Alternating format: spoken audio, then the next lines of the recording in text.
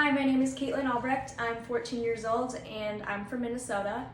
I would love to be a part of the Percy Jackson fan trailer, as well as I know there's a TV series being made for Disney Plus, so that would be absolutely incredible.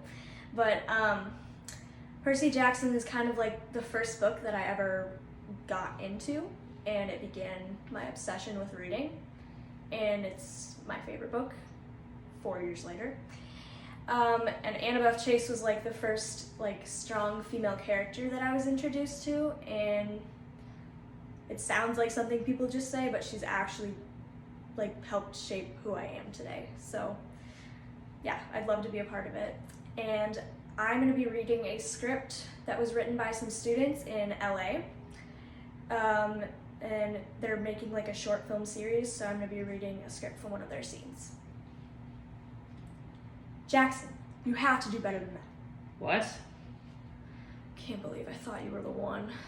Look, what is your problem? All I know is I get attacked by some monster. Don't talk like that. You know how many kids here wish they'd had your chance? To get killed? To fight. What do you think we train for? Why do I have to stay in cabin 11 anyway? You don't just choose your cabin, Percy. It depends on who your parent is. My mom is Sally Jackson. She works at the candy store in Grand Central Station. I'm talking about your other parent, your dad. He's dead. I never knew him. Your father's not dead, Percy. How can you say that? You know him? No, of course not. Then how can you say? Because I know you. You wouldn't be here if you weren't one of us. You don't know anything about me. No. I bet you moved around from school to school. I bet you were kicked out of a lot of them. How? Diagnosed with dyslexia, probably ADHD too. What does that have to do with anything? Taken together, it's almost a sure sign. The letters float off the page and you read, right? That's because our mind is hardwired for ancient Greek.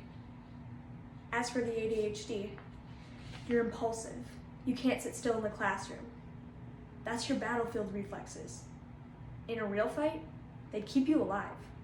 As for the attention problems, that's because you see too much, Percy, not too little.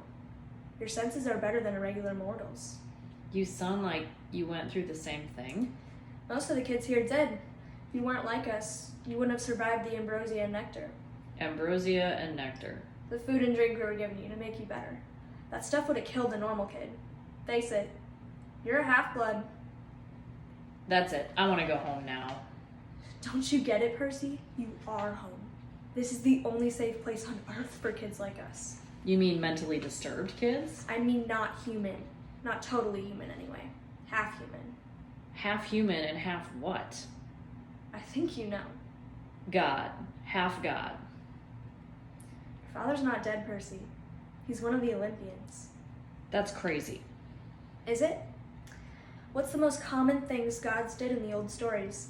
They ran around falling in love with humans and having kids with them. Do you think they've changed their ways in the last few millennia? But those are just myth.